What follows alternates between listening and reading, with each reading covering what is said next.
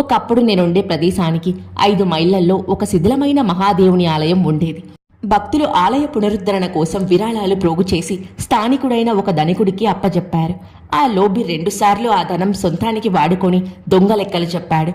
ఒకరోజు మహాదేవుడు అతని భార్యకి స్వప్న దర్శనమిచ్చి గర్భగుడికి కప్పు వేయిస్తే ఆమె వెచ్చించిన దానికి 100 రెట్లు ఇవ్వగలను అన్నాడు.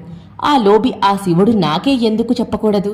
ఇది కేవలం మన మధ్య స్పర్ధను కలిగించడానికి వచ్చిన పీడకలే అని ఆమె మాటను త్రోసిపుచ్చాడు. ఆ ఇష్టంతో వచ్చిన విరాళాలు భగవంతుడు ఇష్టపడడు. భక్తితో ఎంత స్వల్పంగా ఇచ్చినా తృప్తి చెందుతాడు.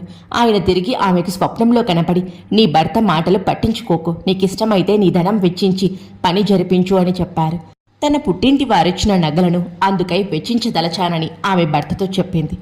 ఆ కుస్థితుడు 1000 రూపాయల విలువగల ఆ నగలు తీసుకొని అందుకు బదులుగా ఒక పేదరాలు 200 రూపాయలకు తనకు తాకట్టు పెట్టిన